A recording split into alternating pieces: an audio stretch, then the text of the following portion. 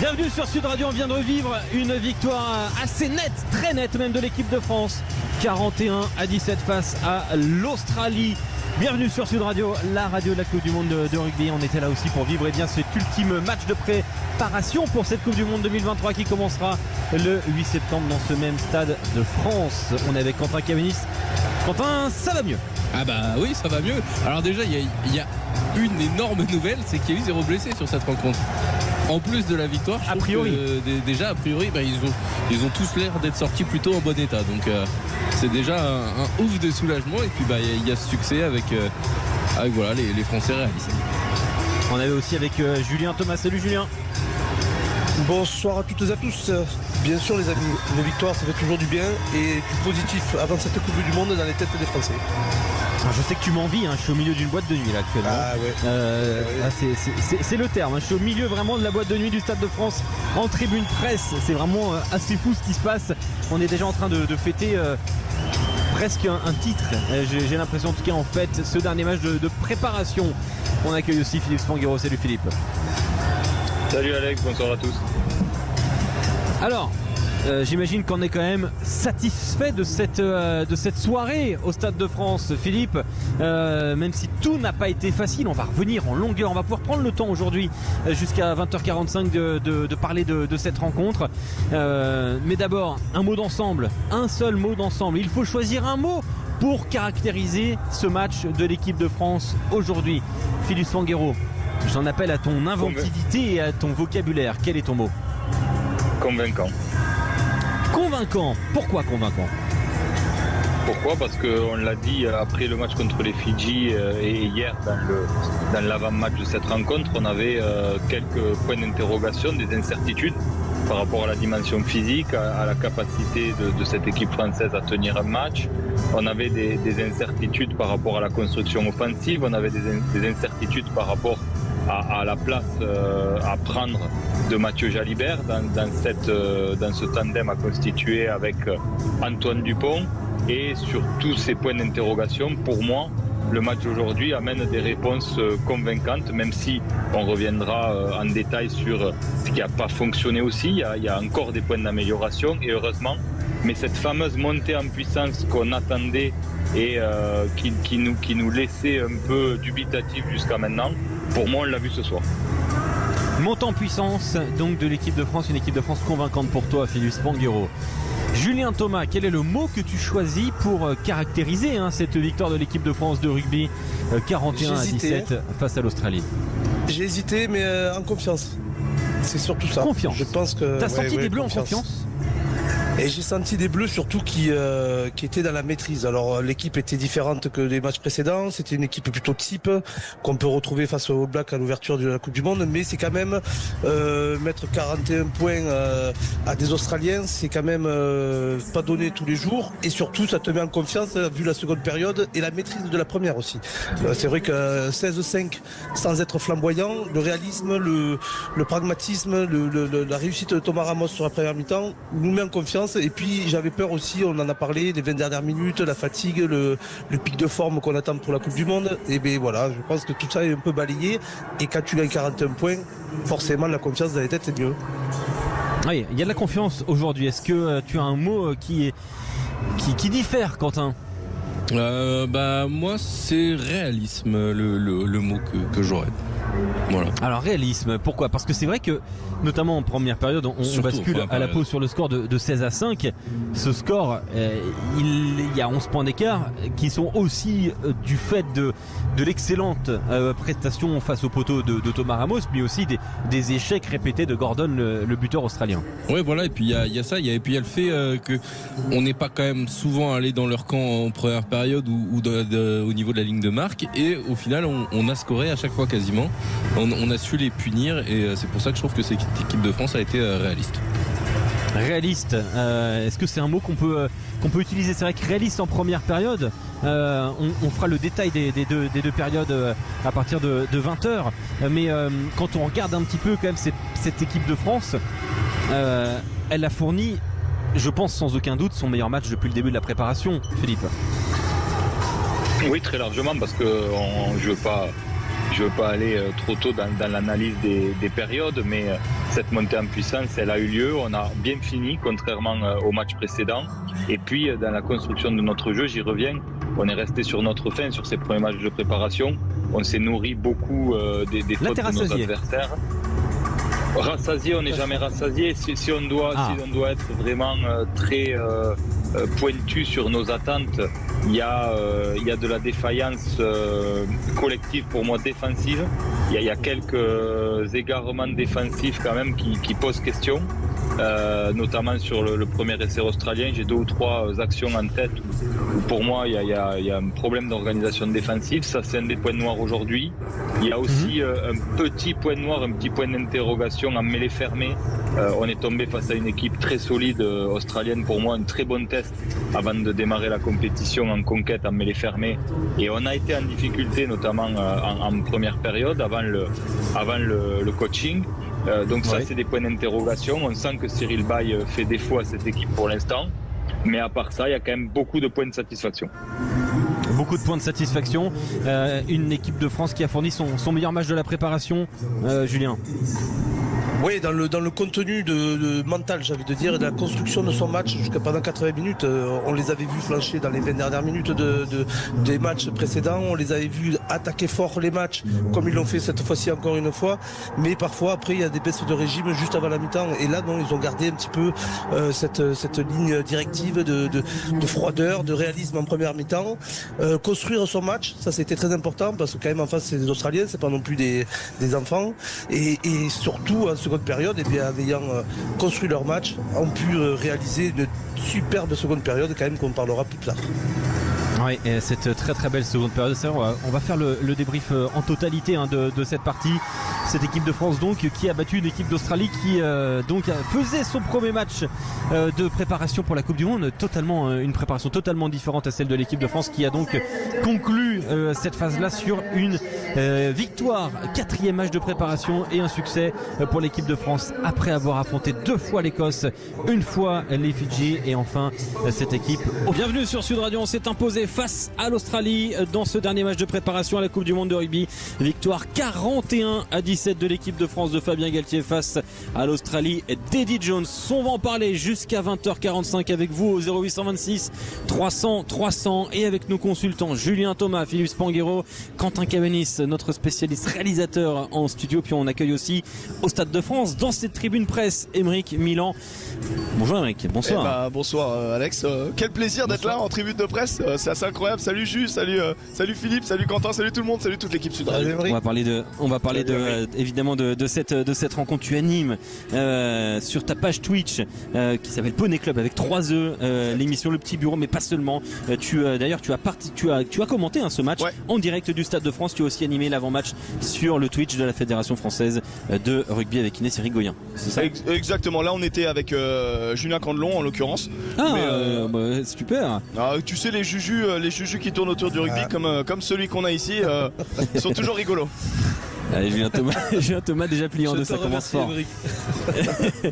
Venez parler de rugby avec nous au 0826 300 300. On va parler justement de la prestation de ce 15 de France. On a déjà évoqué le mot pour qualifier le match de l'équipe de France. Quentin a choisi réaliste, Philippe avait dit convaincant, Julien Thomas, tu avais dit, excuse-moi Julien, Confiance. Quel est ton mot, toi, Aymeric? Un mot pour qualifier la victoire de l'équipe de France aujourd'hui? Intact. Ah, ça c'est un point important. Oui, parce que a priori pas de blessés et du pas côté de carton. des Bleus. Et pas de carton. Moi j'avais non plus. peur plus des cartons presque des blessures. On sait que les blessures arrivent dans notre sport, mais les cartons arrivent encore plus. Surtout avec le moindre contact à la tête, à l'épaule, etc. Moi c'était ce qui m'inquiétait le plus, parce qu'on sait que les Australiens sont rugueux, et honnêtement pas avoir de rouge, pas avoir un Tonio qui fait un plaquage un peu haut et qui prend 2 matchs et on l'a pas contre les All Blacks.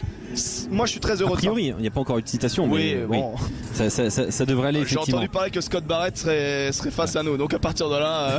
A priori, c'est vrai que Scott Barrett qui a pris qui a pris un deuxième jaune, parce que c'était un deuxième jaune. C'est un jaune bunker. Ce qui veut dire qu'il y a un arbitre central plus un TMO qui estime que ce qu'il a fait ne mérite pas rouge. Ouais, on en est là. Hein. Donc il y aura peut-être un examen en commission pour Barrett, le deuxième ligne des All Blacks. Les All Blacks qui seront donc le premier adversaire de l'équipe de France pour entamer cette Coupe du Monde de rugby dans ce même Stade de France qui a vécu donc la victoire des Bleus 41-17. On est sur Sud Radio.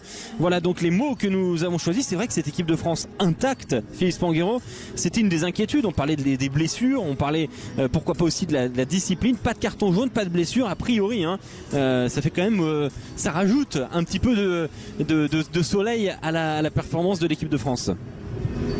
Bah oui, clairement, c'est vrai qu'il y avait beaucoup de traumatisme dans les têtes et du staff et de nous, supporters, observateurs, suite à ce match contre l'Écosse avec la lourde perte de Romain Tamac et puis celle de Cyril Baille qu'on a encore du mal à évaluer aujourd'hui en termes de durée d'indisponibilité.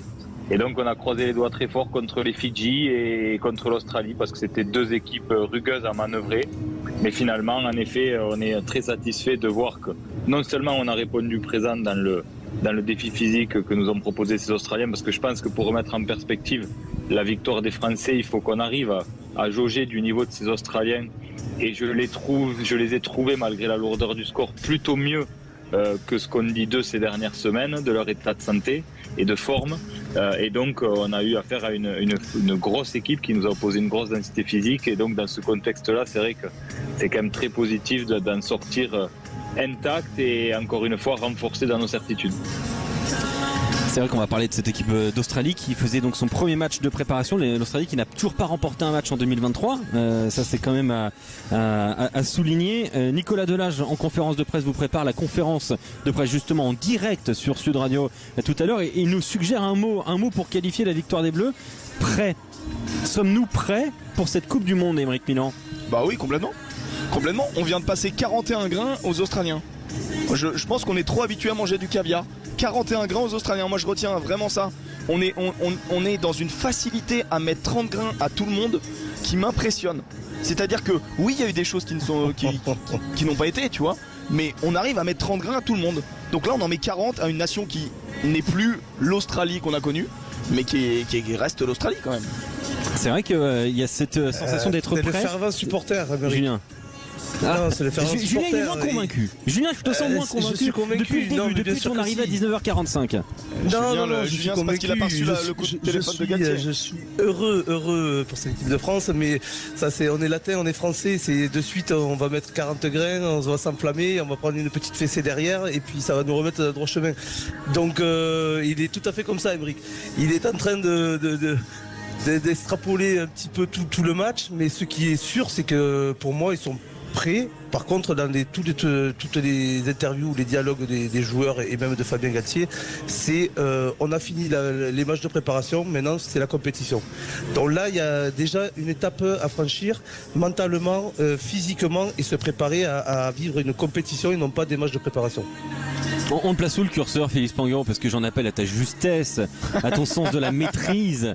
Voilà. Est-ce qu'on peut être dans l'euphorie? Ça se brosse bien, Sud Radio. Philippe Spanghero toujours. Profite, ça va pas durer. Est-ce qu'on peut être dans l'euphorie, Philippe, où il faut savoir raison garder, comme Julien Thomas qui ce soir est un petit peu Non, voilà, je n'osais pas le dire, Quentin est un pisse froid. Voilà, Julien Thomas est un pisse froid ce soir. Philippe Spanghero. Pas du tout. On place où le curseur, Philippe? Bah écoutez, désolé de pas m'engager plus que ça, mais je dirais entre les deux, je crois. Mais Sud Radio parle anglais ou? Non, mais il y a ce débat, il y a ce vrai débat. Honnêtement, je pense qu'on n'a jamais eu une Coupe du Monde aussi ouverte et avec autant d'incertitudes sur le niveau des grosses nations du rugby. Je crois ça sincèrement. De ce qu'on a vu ces dernières semaines, pour moi, les seules certitudes qu'on a sur le niveau de jeu des grosses nations, ça concerne l'Afrique du Sud.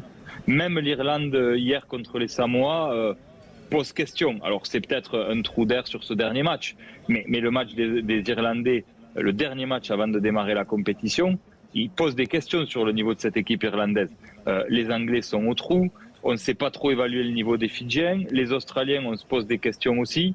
Donc il y a tout ça à mettre en perspective. Mais si on se concentre sur nous, comme dit Aymeric, je pense que on a oublié d'où venait cette équipe de France et où on avait placé le curseur depuis 2 saisons, Alors forcément, il faut qu'on soit exigeant puisque l'ambition c'est d'être champion du monde. Donc on est obligé d'avoir un niveau d'exigence qui correspond à l'ambition. Donc il faut être très exigeant. Mais malgré tout, là aujourd'hui, je le répète, on a répondu à la plupart des interrogations majeures qu'on avait sur le niveau de cette équipe avant ce match contre l'Australie. Ouais, ces interrogations, elles étaient physiques notamment.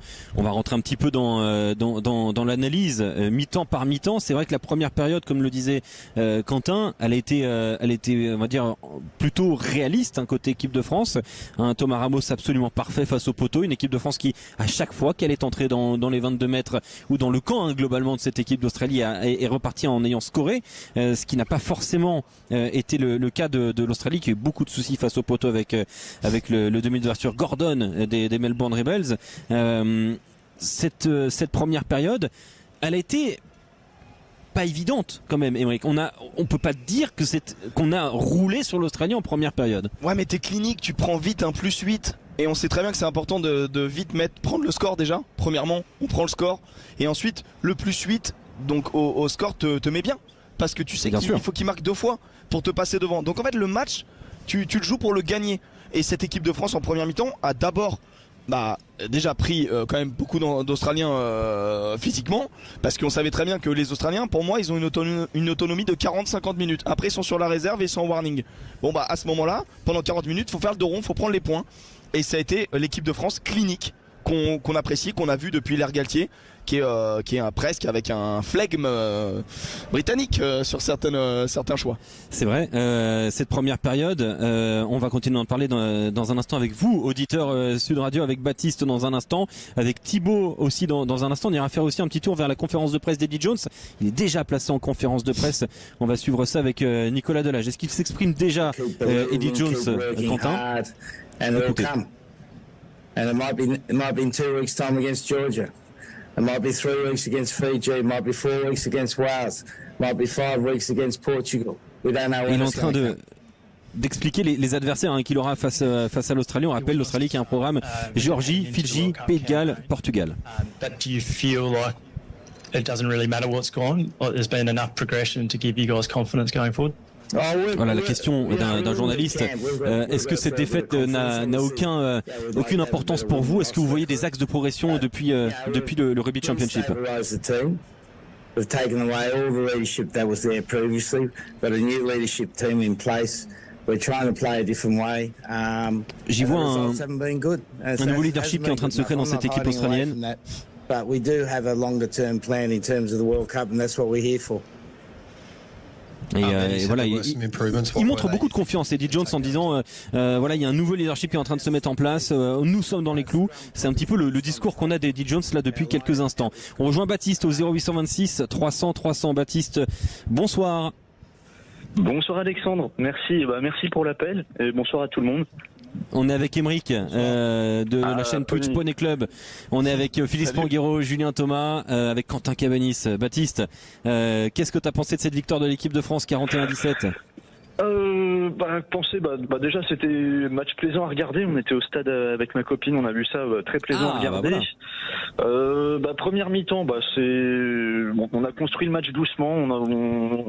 Heureusement que là le 10 australien, la Carter Gordon, il a raté pas mal de points au pied. Ça nous a permis de creuser l'écart. Et après on a déroulé comme on a l'habitude de voir l'équipe de France classique depuis l'ère Galtier. On a déroulé derrière. Il y a peut-être des petites choses qui peuvent être encore imperfectibles. C'est le but de ces matchs-là. En première période notamment, Baptiste?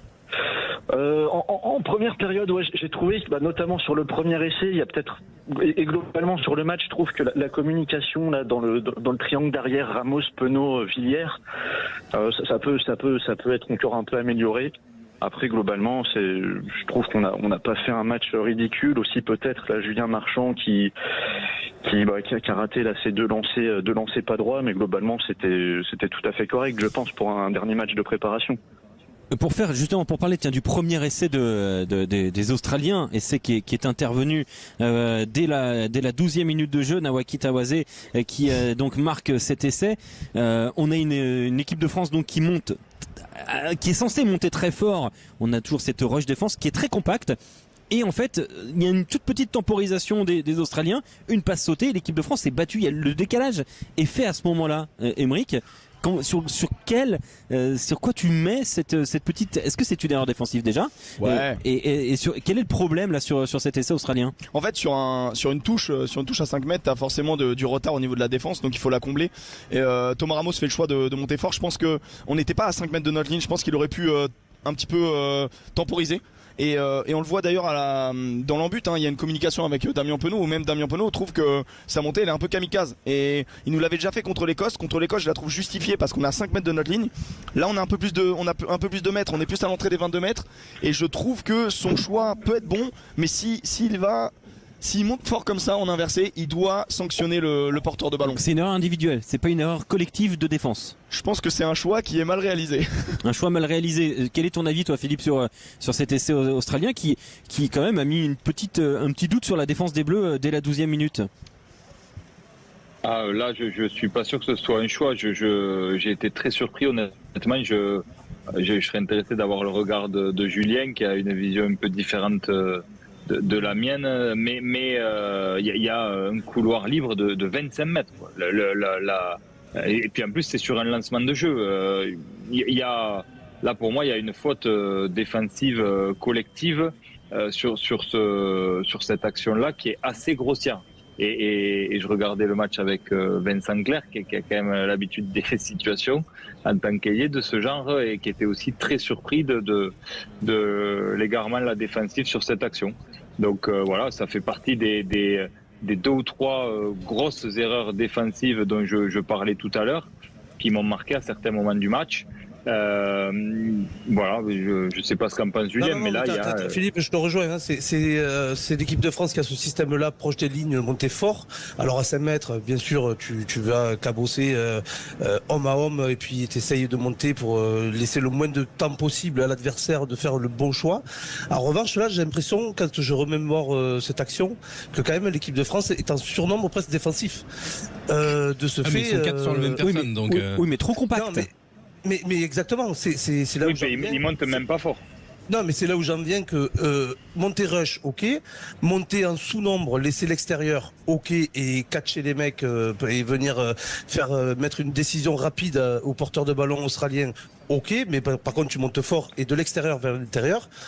Mais par contre, si tu es en surnombre défensif, ne laisse pas le mec dans les 25 mètres dans le couloir là-bas, alors que tu peux prendre une diagonale, voire même, et en plus tu montes pas fort. Donc il y a tout qui s'est enchaîné de négatif dans cette défense, rush défense, proche de la ligne des Français. Mais moi, ce qui m'intéresse de plus, c'est que cette action, elle est venue d'une faute française en possession, où il y a eu une petite action, je crois, de Danti, qui donne possession aux Australiens, qui vont en touche et qui amène cet essai. Alors qu'il y avait la possibilité, sans rendre des ballons facilement aux Australiens, de pas le prendre.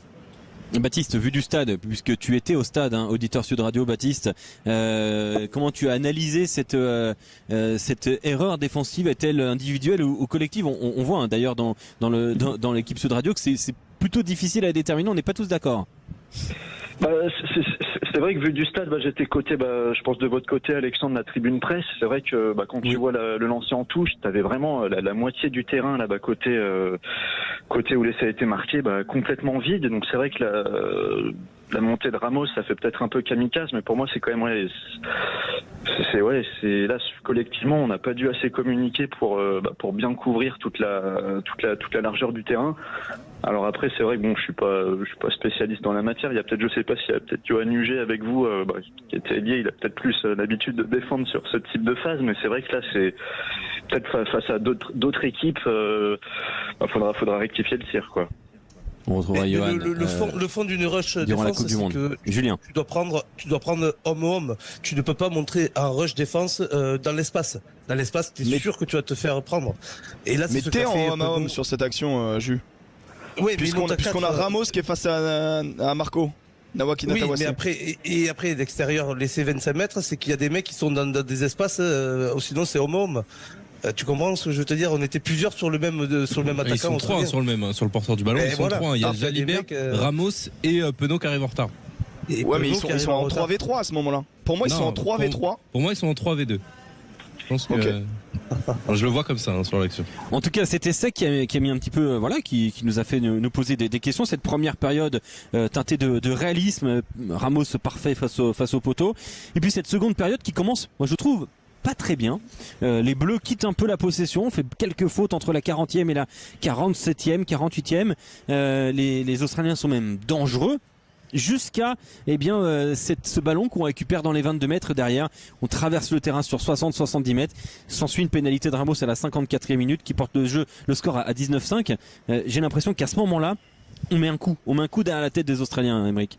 Quand tu fais 10 minutes à camper dans le camp de ton adversaire et que tu ressors sans points, parce que et moi, pire, tu ressors avec 3 points. J'avais les souvenirs des matchs compliqués en seconde période, qui est revenu tout de suite. Moi je trouve que c'est vraiment ces 10-15 minutes les plus rassurantes de ce match, où on voit une équipe de France qui est donc acculée, que ce soit sur ses 5 ou sur ses 22 mètres, qui doit répondre aux défis physiques, que ce soit sur des groupés pénétrants qu'on a très bien défendu tout au long du match, je pense que c'était coché par le staff, ou alors vraiment sur une ligne défensive. Et je trouve que là on a apporté une réelle réponse à la puissance australienne, et là c'est terminé. Là ils ont ouvert le capot, ça fumait dans tous les sens, et là c'était fini. Et en plus derrière tu mets 3 points par Ramos. Dès que tu remets un pied dans leur camp, tu repars avec des points, alors qu'eux ça fait 12 minutes qu'ils essaient de te cabosser. Ensuite. C'est terrible pour eux. C'est terrible. Les Australiens ils passent à côté en début de seconde période, Julien ? C'est à ce moment-là qu'ils avaient leur chance, peut-être. C'est des Français qui continuaient comme la première mi-temps à construire, à être froids et puis réalistes, mais c'est surtout, j'ai trouvé en seconde période quand même des Français avec un jeu un peu plus debout, plus aéré dans le fait qu'on a la continuité, en passant un peu moins vers les zones de ruck où on s'est fait un peu ralentir les ballons en première période, donc il fallait un peu relancer notre jeu, il fallait trouver des solutions, ça laissait la défense australienne être en place.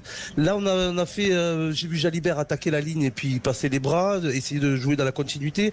Dès qu'on a eu la possession offensive, parce que je crois qu'il y a en première mi-temps c'est pour les Australiens, mais en seconde c'est quand même pour les Français la possession de ballon. Donc j'ai trouvé intéressant. 50% en seconde période. Mais 45% en première période. Ouais, ou un truc comme ça. Mais j'ai trouvé quand même des Français et puis il y a cet éclair en fait. Il y a cet éclair des facteurs X ou comment on veut l'appeler, notamment des cadres. Dupont qui joue vite cette pénalité. Et cette connexion avec Jalibert qui vient à hauteur, qui perce, ça amène un carton jaune des Australiens et puis derrière ça enchaîne la seconde période qu'on a vue. Moi je pense qu'il y a cette passerelle dans la seconde période, c'est là.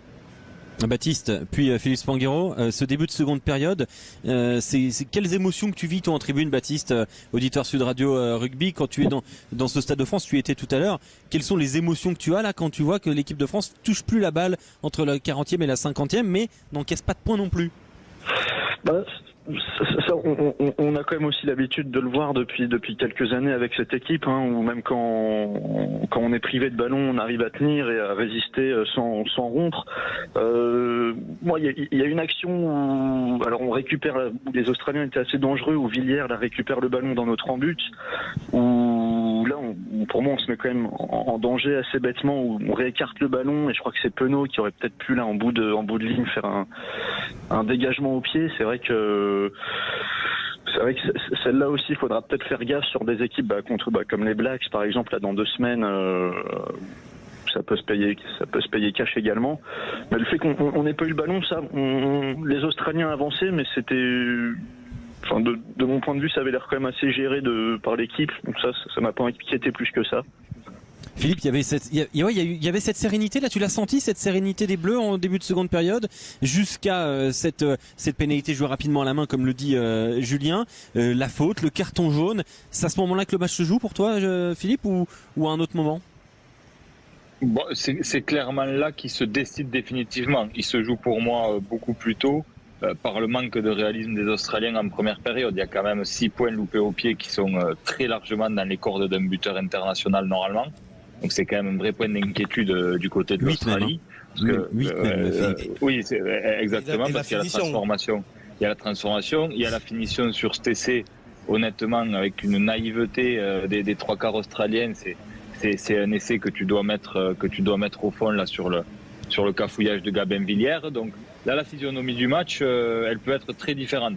Mais après, c'est vrai que il y a ce retour des vestiaires où on a un scénario inverse par rapport à ce qu'on a vu les matchs précédents, c'est-à-dire une équipe de France qui revient fort au retour des vestiaires, avec 10-15 minutes très abouties et maîtrisées, et ensuite on s'éteint. C'est ce qui s'est passé contre l'Écosse, et c'est ce qui s'est passé contre les Fidji. Et là, c'est l'inverse qui s'est produit, et c'est ça qu'on attendait de voir. Cette capacité à finir les matchs et à rester extrêmement tueur et efficace avec le coaching. Le coaching sur les matchs précédents a aussi beaucoup désorganisé les Bleus. Ça n'a pas été le cas aujourd'hui. Donc voilà pour moi. Malgré le coaching très tôt, hein, avec 5 joueurs qui rentrent dès la 50e. Ouais, c'est ça, le 5 de devant qui rentre à la 50e.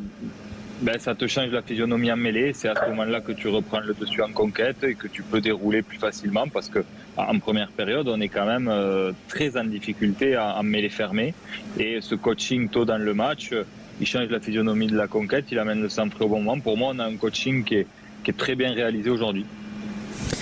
On va parler dans un instant. Qui a été au hasard. Oui, Julien. Pardon, Alexandre. C'était pas un coaching au hasard. C'était des mecs qui étaient missionnés, programmés. Et il est comme ça, Fabien. C'est à la 50e. Les gars, préparez-vous. Vous allez rentrer. Donc les mecs, ils savaient qu'il fallait être prêt à ce moment-là. Dans un instant, on va parler des joueurs de l'équipe de France, ceux qui ont marqué des points, ceux qui n'en ont pas marqué. Et puis on se projettera sur la composition de l'équipe de France face à la Nouvelle-Zélande pour le premier match qui sera évidemment sur Sud Radio le vendredi 8 septembre.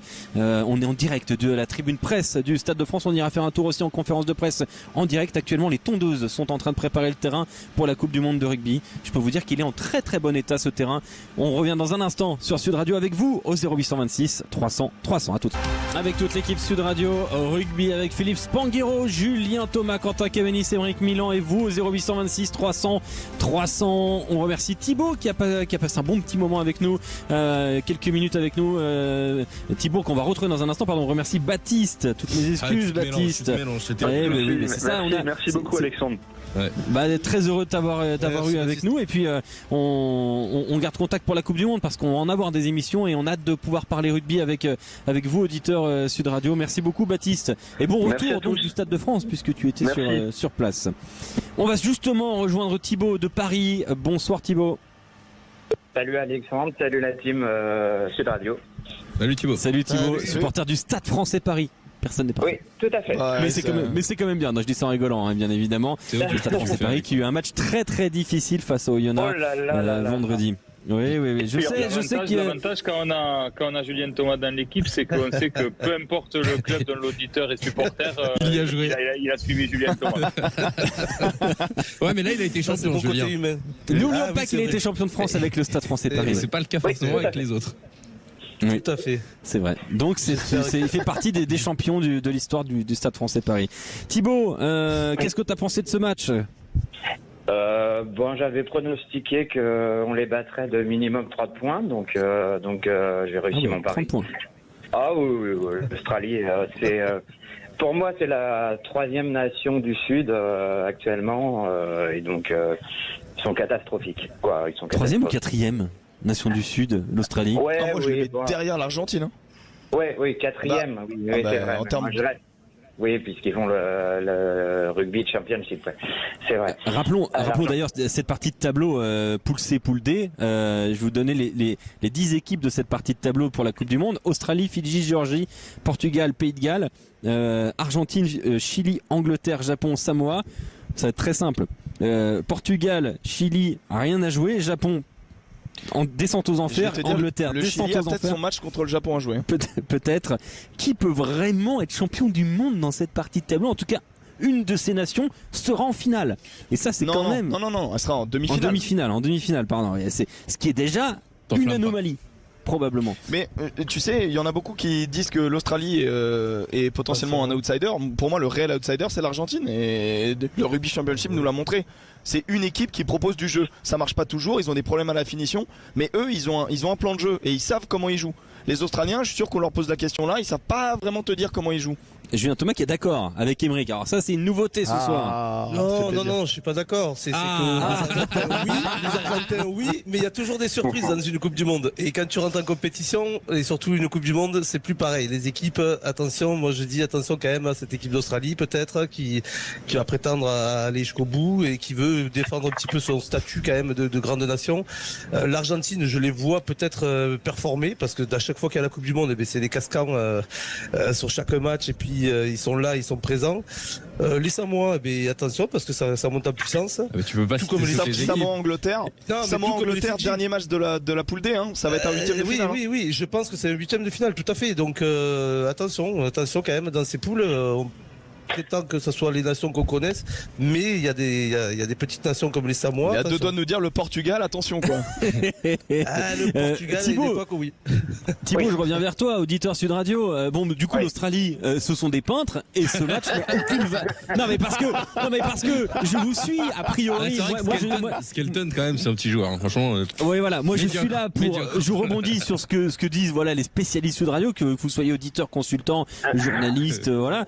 Donc les Australiens sont des peintres et ce match n'a aucune valeur d'enseignement. Donc si je te suis, Thibaut. Si, ça a des valeurs d'enseignement parce que. Alors lesquelles Il n'a pas corrigé, les Australiens sont des peintres. Non, parce qu'il y a quand même quelque chose à rajouter principalement sur l'équipe de France. Je pense que les ailiers au niveau défensif français, Penaud et Villiers, je pense qu'il y a encore du travail à faire, à mon sens. Après, je pense que l'axe principal pour être champion du monde, c'est vous allez me dire, les anciens joueurs, c'est le 2, le 8, le 9, le 12, le 13 et le 15. Et ça, on les a. Après, et pour moi, on a le numéro un ancien joueur, l'ancienne paire de centre du Stade Français, qui est quand même une des meilleures paires de centre du monde. Quoi, pour moi. C'est dommage de pas l'avoir gardé, quoi. Ouais, c'est pas moi qui décide. Hein. Ah bah non, mais ça c'est sûr, Thibaut, t'aurais gardé tout le monde. Justement, on va se poser la question, quels sont les joueurs qui se sont illustrés aujourd'hui? Je vous demande un petit top 3, tour de table, chacun un top 3 s'il vous plaît, réfléchissez bien. On va commencer par Quentin Cabanis qui a évidemment l'esprit le plus vif de toute l'équipe de Radio Rugby. Mais moi juste avant, messieurs, j'avais un petit bémol quand même sur l'équipe de France, c'est au niveau des ballons aériens. J'ai l'impression qu'on a été en difficulté à chaque fois, notamment par exemple sur un essai australien où Jaminet, on aurait dit un personnage mal contrôlé par une manette de PlayStation qui saute trop tôt et dans le mauvais sens. Ah oui, c'est un petit. C'est honteux de dire ça. Mais c'est un peu l'image que j'ai. C'est honteux. Non, c'est un peu l'image que j'ai. Quentin, ton top 3 et on parlera justement de ceux qui sont passés à côté ensuite. Top 3, on va dire Penaud, parce que quand même il y a un doublé. Ramos qui a été très bon en première période dans justement face au Perche, et je vais finir avec Danty que j'ai trouvé pas mal. Donc Penaud, Ramos, Danty. Julien Thomas. Pas mal, Danty, tu dis. Il a été excellent. Hein. Danty, moi je mettrais. Non, mais ton top 3, Julien. Mon top 3, number 1, Danty. Je mettrais Ramos et Jalibert. Donc Danty, Ramos, Jalibert. Encore des 3 quarts. Hein. Philippe Spanghero, tu vas bien nous caler un 3e ligne dans l'histoire ou pas, Philippe? Ton top 3? C'est pas une nouveauté, mais je vais mettre encore Aldrit. Hein. Il est quand même. Il est d'un niveau moyen qui est hallucinant. Il passe jamais à côté. Il est quand même extrêmement utilisé. Il fait encore un gros match aujourd'hui.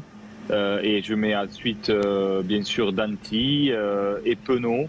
Et je le mets pas, mais on souligne même plus les matchs d'Antoine Dupont.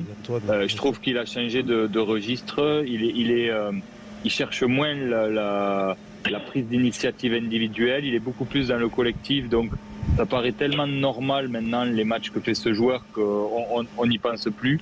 Mais Antoine Dupont fait quand même encore un gros match aujourd'hui. La petite passe au pied pour Penaud. Ouais, très joli. Émeric, non, mais toutes les sorties de camp sont lunaires. Il fait gagner 50 mètres à chaque coup de pied. Bon, enfin, c'est quand même le joueur qui pâtit de son statut parce que on pense même plus à lui tellement c'est devenu naturel de le voir faire ce genre de choses. Faible, trop fort. Nicolas qui nous dit, tiens, notre commentateur qui est en conf de presse, qui évidemment nous écoute, nous dit Villiers, Penaud, Olivon. Ton choix, Émeric? Moi, je mets Danty, Cross, Olivon. Cross, qu'on a peu vu, ballon en main. On l'a pas vu. Moi, j'ai vu que lui dans le match. J'ai vu que lui. On a une équipe de France. Meilleur plaqueur bleu. 18 plaquages. 18 plaquages, c'est un peu comme ce qu'a dit Philippe sur Dupont. Maintenant, ça devient Paul Boudon devait rentrer, il n'est pas rentré parce que Paul Boudon devait rentrer à la place de Kroos et finalement Paul Boudon n'est pas rentré, Kroos est resté. Mais Kroos fait un match exceptionnel. Il est dans tous les combats. On a une équipe de France qui laisse le ballon, voilà, qui aime bien subir, qui s'appuie sur une grosse défense. Pour une grosse défense, il faut des bons plaqueurs. Et bah t'as le meilleur plaqueur du match qui est tout le temps présent, qui est toujours monsieur propre, monsieur parfait et qui est à la fois au déblayage et je trouve cet homme indispensable à ce 15 de France. Et Olivon qui lui rajoute le côté porteur de balle. Et je me rappelle, bon, il y a Woki qui vendange un peu, mais sur sa percée là, quand il est lancé dans l'intervalle, qu'il arrive à passer les bras, à résister, casser deux plaquages, ça c'est le Olivon qu'on connaît. C'est un Olivon qui est très en jambes et j'ai bien aimé sur ce match. Et bien évidemment, Danty, je rejoins mes copains. Danty, match exceptionnel, match XXL. On a douté vite fait contre l'Écosse. Bon bah là ça fait 2 matchs où il toque à la porte, il nous dit les gars, je suis là quoi. Exactement. Justement Thibaut, dans 10 jours, je sais pas si tu es au courant, 12 jours exactement, oui, on a un petit France-Nouvelle-Zélande pour commencer la Coupe du Monde. On repart avec ce même 15 ? Bah pourquoi on partirait pas avec ce même 15 ? C'est celui qui va être aligné a priori, sauf peut-être en première ligne, il va y avoir match entre Wardy et Gros, mais je pense que c'est celui-là qui fera contre les Blacks. Si je peux dire mon top 3, je peux dire mon top 3 ou pas ? Bien sûr Thibaut. Alors moi ça sera Danty, Kroos et Jalibert. Et Jalibert, il y a eu certains articles dans la presse en disant Astoy Jalibert. Bah, je pense qu'il a fermé la bouche à tous ceux qui ont dit qu'il était au top niveau mondial. Voilà, c'est tout ce que j'ai à dire sur Jalibert. Donc toi, tu vois la même équipe et peut-être un changement entre Gros et Reda Wardy. Ouais, Julien et Philippe, accrochez-vous parce que alors là, Emery qui m'a fait un signe qui m'a fait très très peur. Il change un joueur dans ce... Non, je change potentiellement. En fait, je sais pas qui de Gros et de Wardy est en tête. Donc ça, d'accord. Mais moi, il y en a un que je change. Hein. Ouais. Bah, je vous préviens, je suis pas du tout d'accord avec ce qui va se passer. Moi, je change Gabin Villiers et je mets Moefana. Gabin Villiers. Biel Barré, moi. Non, Moefana. Non, moi je mets Moefana. Ah, mais moi je mets Biel Barré. Donc là Villiers aujourd'hui il perd sa place. Pour moi, Villiers, ça fait 2 matchs où je suis désolé. En fait, on adore Villiers quand il fait des grattages. Après, il a été sollicité. Donc c'est du dépassement de poste. Moi j'aimerais bien que Villiers fasse déjà ce pourquoi on lui demande. Il marque un essai. Il a mis un essai quand même. Non mais d'accord, il met un essai, ma mère le marque cet essai. Excuse-moi. Je suis pas sûr. Non, je suis pas sûr, j'avoue, peut-être pas ma mère. Non, mais c'est un ailier, on lui demande de marquer. Il marque. Il marque, il est à la réception d'un coup de pied déposé dans une main. C'est vraiment un oiseau qui pond dans un nid. Je veux dire, il y a rien à faire. Il faut être là, faut être présent, faut être tout ce que je veux dire, c'est celui de Penaud à la rigueur, le premier.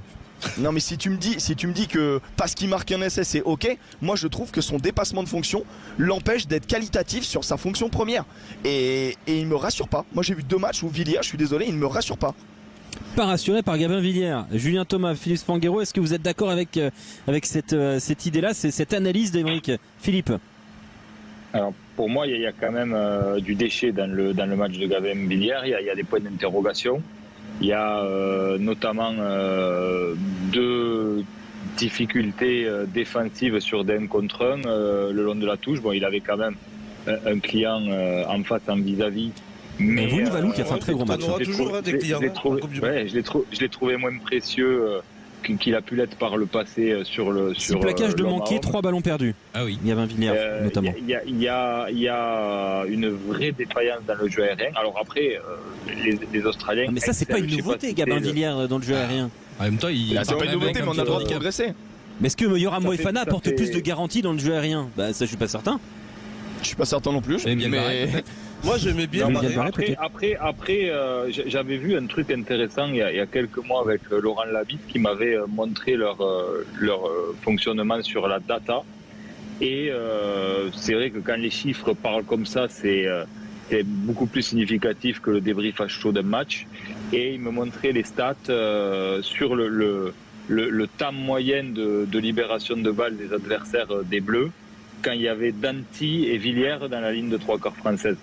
Et à eux deux, ces joueurs, alors c'est la vraie force de Gabin Villiers, même si aujourd'hui on ne l'a pas trop vu dans ce registre, c'est cette capacité à venir contester les ballons malgré la dimension physique du garçon qui est pas incroyable. Mais dans le dispositif des Bleus, il est aussi très précieux là-dessus. Donc il y a un débat que je ne soupçonnais pas sur Gabin Villiers. plus que Moefana, largement. Donc il y a une question autour de Gavin Villière. Moi je suis surpris. Est-ce que toi Thibaut tu partages cette question autour de Gavin Villière? Non. Bah, j'ai dit que moi, je pense qu'il sera titulaire. Je peux comprendre certaines interrogations sur les 2 derniers matchs, mais non, pour moi, il sera titulaire. Il passe à côté ou pas aujourd'hui? Il y a, pour moi, tout début, il y a des décisions un peu arbitrales, un peu spécifiques. Peut-être un carton jaune d'un Australien sur Villière, justement. Aussi, je suis un peu surpris de l'arbitre là. Monsieur Pierce, Monsieur Pierce, souvent Monsieur Pierce qu'on soit surpris. Le prochain. Monsieur Paper. Là ça c'est une autre histoire, Thibaut. Oh là là. Jaco Pepper. Après, il fait des belles photos. On aura le temps d'en parler de Jaco Pepper, mais moi, Monsieur Pierce aujourd'hui, je l'ai trouvé, je vais le dire très honnêtement, je l'ai trouvé d'une clémence inouïe avec l'équipe de France. Ouais, on est arbitré comme une grosse équipe. Monsieur Pierce, tu le sors de ton top 4 ou pas? Il est sorti du club des 4. Oh. Aujourd'hui, il sort du club des 4. Non. Ah si. Mais c'est Luc Pierce, il sort du club des 4 aujourd'hui. Il avait quand même une place de choix. Il était trésorier. Le club des 4, c'est Andrew Brace, Mac Adamson et c'est qui l'autre? Jaco Pepper, évidemment. Jaco Pepper qui fait partie du club des 4. Avec plaisir. Alors que voilà, on est en plein direct, on est en train de faire déjà un peu le ménage autour de nous, parce que c'est vrai que nous sommes les derniers dans cette tribune de presse, et on a 2 doigts d'ailleurs d'avoir les clés du stade pour fermer derrière nous. Mais c'est aussi ça, Sud Radio. On est les derniers, on est les premiers. C'est aussi une radio dédiée au rugby. Est-ce qu'on change des choses du coup pour ce 15 de départ face à la Nouvelle-Zélande, Julien? Mais pour moi, ça va être le 15 qui va débuter. Mais si je devais peut-être dire un joueur à changer, j'étais parti sur Villière, mais qui est omniprésent. Mais là, c'est vrai, dans sa présence et son activité a été plutôt dans la défaillance que dans l'activité positive. Brouillon, voilà, exactement. Donc, et comme je sais très bien un petit peu la philosophie de Fabien Galtier, quand tu es sur un nuage comme Paul Biarré, c'est bien barré, carton bleu. Pardon, Biarré, franchement, il joue à Oyonnax. Bien barré. Et des fois, il surfe sur ça aussi, sur le fait qu'un joueur soit sur le nuage, soit dans la positivité, dans la réussite, et finalement, pourquoi pas le mettre à la place de peut-être de Villière. Après, c'est le manque d'expérience peut-être qui va le faire. Tu l'envoies pas au front contre les All Blacks. Voilà, c'est le manque peut-être d'expérience qui va faire que Villière sera. Pour moi, c'est le 15 qui va démarrer. Et je me redirige vers l'homme le plus sage d'entre nous, Philippe Spanghero. Le banc de l'équipe de France aujourd'hui: Movaka, Taofifénois, Aldeguerri, Romain Taofifénois, Paul Boudouan, Cameron Oki, Jaminet et Couillou. On sait que Sébastien Taofifénois ne sera pas là face à la Nouvelle-Zélande. Ça, c'est une certitude, puisqu'il n'est pas dans la liste des 33. Il faisait un peu de rab. D'ailleurs, il a, je trouve, plutôt tenu son rang sur son entrée. Et s'en envoyait. Bien sûr. On le voyait sourire. Il est très content de jouer avec ce maillot bleu, et on était très content de le voir aussi avec son frère Romain Taofifénois, qui a perdu sa place là dans ses remplaçants, dans ses 8 remplaçants, Philippe Spanghero. Et pourquoi Belvin Jaminet? Je rigole, bien évidemment. C'est que je pense à lui, Alexandre, quand même. Bah oui, parce que sur le jeu aérien, il y a un problème quand même. Sur l'essai, il souffre, Philippe, face à Vouni. C'est honteux. On n'est pas d'accord. C'est Vouni Valou, Philippe. Qu'est-ce que t'en penses? Qui a peut-être perdu sa place dans ce banc au 6-2? Pour moi, personne. Si on part du principe que Sébastien Taofifénois de toute façon n'est plus là, y a pas. Pour moi, c'est les 23 qui vont démarrer. La vraie question qu'on peut se poser, c'est si tu remets en question la présence de Jaminet dans les 23, comment tu organises ton 6-2 à la place de Jaminet? Louis Bielbarré, Lucu Bielbarré. Lucu quand même. Ouais, Lucu Bielbarré. Lucu est un 10. Lucu sera dans les 23 et pas Couillou, je pense. Et si Ramos se blesse, c'est Jalibert qui prend le but à la place de Jaminet. Non, Lucu est un très très bon buteur. Ouais, Lucu, meilleur que Jalibert pour moi. Après, si tu as Dupont sur le terrain, Jalibert, le but pour Jalibert. Que c'est Ramos. Le but pour Jalibert. Mais c'est une vraie question que tu poses. C'est vrai. Parce que malgré tout, Jaminet a mené la semaine dernière encore des garanties sur le but. à ce niveau qui sont quand même précieuses. Donc pour moi, si tu raisonnes changement poste pour poste, si tu es dans un scénario où Ramos se blesse, tu peux pas faire l'économie d'avoir Jaminet sur le banc. Donc pour toi, donc j'entends, je trouve que c'est un argument tout à fait recevable. Je te remercie. Mais du coup, tu gardes Couillou et tu laisses Lucu sur le banc, hors du groupe, Philippe. Ah oui. Alors après, il y a une question poste pour poste entre Lucu et Couillou. Je suis assez surpris du crédit de Couillou. Pour moi, avant ces matchs de préparation, il partait de beaucoup plus loin par rapport à Lucu. On peut se poser la question. Après, pour moi, là, on est en configuration équipe type pour affronter les Blacks. Après, est-ce que Lucu a pas fait aussi le temps de jeu avec les 3 derniers matchs, etc. et que là, il donnait l'opportunité remplaçante à Couillou. Mais pour moi, Lucu sera remplaçant contre les Blacks. Et on rappelle, il y avait une sorte de limite, on va dire, préétablie de 200 minutes qui a un peu évolué avec les aléas, effectivement. Aymeric, Lucu, Couillou Je pense que Couillou, en fait, apporte la polyvalence, quitte à mettre un 9 un peu moins fort, mais un 9 qui peut rentrer à l'aile. Moi, je reste vraiment sur un schéma où il faut absolument un centre ailier à la place de Villiers. Donc tu gardes Couillou aussi. Mais moi, je mettrais Moefana ou Arthur Vincent sur une aile à la place de Villiers. Et je garde Couillou parce que Couillou peut dépanner à l'aile. On l'a déjà vu avec le Loup. Il a la vivacité, il a la rapidité. Et je garde en effet, comme Philippe, je garde Jaminet. Parce que Jaminet, il t'en met encore une de 52 mètres. Et des buteurs longue distance comme lui, dans le circuit mondial, il n'y en a pas beaucoup. C'est très important. Donc là, si on part sur un Couillou Jaminet, on n'a pas un joueur qui peut jouer 10 sur le banc. Si, on a Ramos. Et la polyvalence, elle se retrouve sur le terrain. Et Ramos, t'as Jaminet qui rentre. T'as Dupont après, mais s'il y a des blessés, mais moi je pense que ça va être. Après, si t'as 4-5 blessés, là c'est du bricolage, tu vois. Moi pour le coup, je les vois pas du tout revenir à un 5-3. On va faire un petit tour vers la conférence de presse de l'équipe de France. Ça peut encore commencer, Alexandre. Ça peut encore commencer. Ils sont en train de s'installer.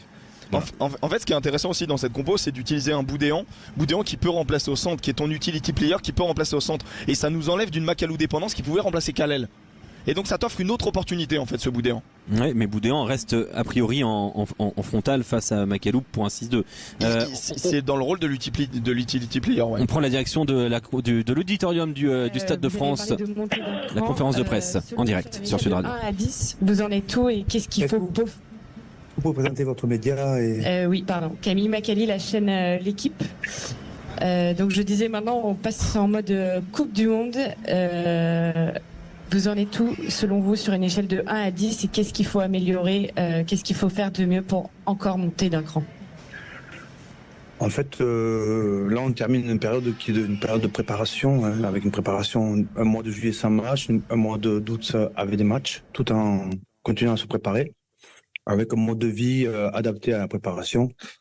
Et maintenant, les joueurs vont repartir, on va switcher pendant 4 jours, 5 jours, et on se retrouve samedi, et là, on rentre dans la compétition. Donc, c'est une nouvelle étape, et la dernière étape, celle qui nous intéresse. Donc, en fait, un match de préparation, c'est du travail, c'est de l'analyse. L'objectif, il est de se préparer. Donc, en fait, on peut pas comparer aujourd'hui et avoir une idée de ce qu'on vient de faire là et de ce qu'on va faire à partir du match face au All Black, ou de ce qu'on a l'ambition de faire. C'est un autre univers, c'est un autre engagement psychologique, c'est un autre engagement physique. Là, on passe dans une autre dimension dont l'objectif est d'être la plus intense possible dans tous les compartiments du jeu de rugby. Donc, en fait, on va basculer dans un autre univers, tout simplement. Julien Thomas, pour rebondir sur ce que dit Fabien Galtier, le sélectionneur de l'équipe de France, il cloisonne totalement la préparation, ce qu'on a vu aujourd'hui, avec ce qui va se passer dans 12 jours, tu comprends ? ça? Ah oui. Fabien, là, il est passé en mode Coupe du Monde, en mode compétiteur et en mode vraiment pour gagner cette Coupe du Monde. Là, il a laissé les matchs de prépa derrière lui et on le voit d'ailleurs même dans l'intonation de son interview, de sa conférence de presse. Il est froid, il est déjà avec une certitude et puis il répond cliniquement. Mais c'est vrai que ça, c'est du Fabien Galtier. Ça, il a pensé lui déjà depuis un moment, mais il est en train de préparer ses joueurs justement à basculer sur la compétition. Et une compétition, c'est différent.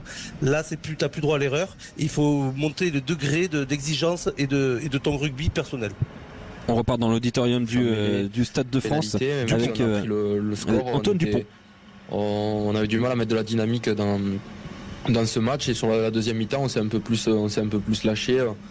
On a eu plusieurs fois l'opportunité d'aller toucher les couloirs, de mettre de la vitesse dans notre jeu et de mettre les Australiens sur le reculoir où ils ont continué d'être pénalisés, puis un carton jaune et après avec l'écart au score ça a été plus simple. Donc je pense qu'on a progressé encore aujourd'hui, on a continué d'engranger de la confiance, de l'expérience collectivement et ça nous prépare petit à petit, enfin plus que petit à petit puisqu'on va y arriver maintenant au match du 8 septembre.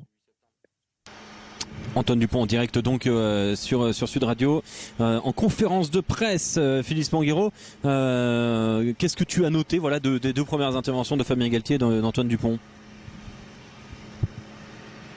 J'ai noté que ils ont répondu à notre question. Oui. C'est-à-dire qu'ils sont pas du tout dans l'euphorie. Ils se projettent. Le stade l'était, hein. Je peux te le dire. Le stade l'été. Oh là là là là là. Et c'est beau à voir. Honnêtement, on a besoin de cet engouement populaire. Ça sert très largement notre sport. Voilà, ils sont programmés, ils sont froids. Il y avait ce bloc de 4 matchs. On fait le bilan de ce dernier match de préparation, mais on rentre dans quelque chose qui est complètement différent et qui est une inconnue. Peu importe qu'on ait vécu des Coupes du Monde comme Fabien Galtier, comme des joueurs de cadre de cette équipe de France qui en ont déjà vécu. Voilà, et on rentre dans tout un tas d'incertitudes avec ce premier match, encore une fois exacerbé par l'incertitude sur le vrai niveau de nos adversaires du 8 que sont les Blacks. Donc ils sont programmés, ils ont basculé et on sent beaucoup de froideur et de détermination. C'est ce qui est intéressant quand même avec ce groupe depuis 2 ans. Oui. Même dans les périodes dans lesquelles il y avait de quoi être euphorique ou on marchait un peu sur l'eau en termes de victoire, on a toujours senti ce recul et cette hauteur et là on la sent à nouveau et on l'aperçoit dans le discours de Fabien et d'Antoine Dupont. Un dernier passage en conférence de presse en direct dans l'auditorium du Stade de France. Fabien Galtier. En ayant beaucoup d'ambition. L'ambition, voilà. C'était 3 mots. En ayant beaucoup d'ambition. Sur la fin de la question. J'ai une question relative à Mathieu Jalibert. Justement, tiens, l'ambition. Je voudrais revenir là-dessus. Évidemment, l'ambition de l'équipe de France, c'est de remporter cette Coupe du Monde. On a ce statut-là de prétendant très, très clair au titre. Alors, question un petit peu provoque. Est-ce qu'on devrait vraiment avoir peur de la Nouvelle-Zélande pour ce début de Coupe du Monde? La Nouvelle-Zélande qui a encaissé sa plus large défaite de son histoire à Twickenham vendredi face à l'Afrique du Sud. Est-ce qu'on doit avoir peur des All Blacks, Émeric Milan? Je sais pas si c'est le mot peur. Je pense que si on demande aux joueurs, ils ont pas peur, mais du respect. T'es obligé. Le rugby, si tu respectes pas même un adversaire plus faible. Réponse de Normand, ça. C'est pas réponse de Normand, c'est une réponse du peu de matchs que j'ai joué dans ma vie. Mais c'est tout le temps ça. Tu peux être plus fort. Tu peux être plus fort et te sentir plus fort. Toi, amoureux de ce 15 de France, t'as peur? Moi j'ai pas peur, mais je me dis que le match de vendredi, j'en tire peu d'enseignements sur le niveau des All Blacks. Très sincèrement, je les enterre pas du tout. Je vois que c'est pas bien huilé. Je vois qu'ils ont certains soucis. Maintenant, je vois aussi cette équipe de France avec Jules Thomas qui nous alerte vraiment sur cette équipe de France qui fait peur, tu vois, qui est catastrophique en mêlée. On n'arrive pas à faire 2 lancements en touche. Voilà, Jules Thomas, il met le doigt sur quelque chose d'important. Non, mais ce que je veux dire, c'est que face à l'autre, c'est magnifique. non mais tout n'est pas parfait dans cette équipe de France aussi. Moi ça m'a inquiété la mêlée. Je vais te dire, les mêlées on se fait bouger par les Australiens, ça m'inquiète parce que je sais que au niveau international les mêlées c'est des pénalités. Les pénalités ça te fait soit gagner 40 mètres, soit 50 mètres, soit c'est des points. Et du coup c'est un des points qu'il faudra extrêmement régler et je pense qu'il faut absolument gagner le match contre les Blacks pour t'éviter un mal de crâne contre l'Italie. Julien Thomas, est-ce que on doit avoir peur de la Nouvelle-Zélande? Peur, oui. Peur, oui, mais dans la bonne peur. Si t'as pas peur au rugby, c'est que tu vas en prendre 60, de toute façon. Donc il faut avoir peur. Non, après ça, on connaît. Voilà, et ensemble. Mais cette peur, je pense que les Français, ils vont analyser les Blacks, qui sont pas Julien, forcément... je reviens sur ta question dans un instant. On écoute Fabien Galtier qui fait le bilan de ces matchs de préparation en direct. Je pense qu'en tout cas, on a mis en place, avec le staff et avec les joueurs, la meilleure préparation possible sur ces 2 mois. Avec le choix des lieux, avec le choix du rythme, avec le choix du rythme des matchs de préparation, avec le choix des hôtels, avec on a essayé d'anticiper tout ce qu'on pouvait anticiper, de laisser rien au hasard, puisque la victoire elle se cache souvent dans le détail. Donc tout ce qu'on peut maîtriser, on a essayé de le maîtriser. Et on a travaillé dur pendant 3 ans pour construire cette préparation qui a défilé quand même à une vitesse grand V. On se retrouve maintenant dans la dernière semaine de préparation parce que cette coupure-là, c'est de 5 jours, de lundi à samedi, les joueurs vont rentrer chez eux et c'est de la préparation aussi, c'est de la régénération. Ils ont un programme aussi à tenir individuellement de performance. Ils ont du contenu à faire. Ils doivent en termes d'autonomie se gérer, soit par petits groupes, soit de manière individuelle, pour se retrouver samedi. Donc on est toujours dans la préparation. Mais on a la chance. Fabien Galtier donc en direct qui dit que tout est parfait, que tous les choix ont été parfaits, même les hôtels et peut-être même la literie. Donc vraiment c'est une préparation exceptionnelle. Ça s'envoie des fleurs. On est champion du monde, dans sachez-le. Ah bah voilà, champion du monde de la préparation pour Fabien Galtier. C'est déjà bien. Philippe Spanghero, est-ce qu'on doit avoir peur des All Blacks puisque on a signé la meilleure préparation possible? Bah ça change rien, la meilleure préparation possible. Par contre, je t'ai vu sourire quand même quand Fabien Galtier disait ça et j'ai trouvé ton sourire légèrement narquois. C'est pas son genre, genre. Non, pas du tout. Non, mais on en parle assez souvent de la maîtrise de la communication par Fabien, mais je sais que rien n'est laissé au hasard et par contre, ce qui est très important, c'est que les joueurs le croient. Parce que quand on a reçu Gaël Ficou pour l'entretien qu'on a fait pour la sortie de son livre, Gaël était extrêmement serein en se disant voilà, on sait que nous on se projette sur ce qui va se passer, mais que les à côté du rugby, rien ne sera laissé au hasard. Et ça, les joueurs en sont persuadés et ça amène une forme de sérénité dans cette équipe qui est importante pour moi et qui transpire sur le terrain encore une fois depuis maintenant plusieurs saisons. Donc bien sûr qu'il faut craindre les Blacks. Il faut pas se raconter d'histoire. Les Blacks, même dans l'état dans lequel ils sont aujourd'hui, seront un adversaire compliqué. Il y a quelque chose qui est très difficile à appréhender, même si on sent ces joueurs assez hermétiques à la pression. C'est l'enjeu de l'événement. On bascule dans une autre dimension. Alors, exactement, on va pas reparler du match de 2007 et de ce match d'ouverture contre l'Argentine parce qu'il y avait eu l'épisode de la lettre de Guy Moquet, beaucoup trop d'émotions au dire des joueurs. Mais là, ce match contre les Blacks, les joueurs en entendent parler depuis que le tirage au sort a été fait dans leur famille, quand ils vont rentrer cette semaine. Donc tout ça, c'est irrationnel.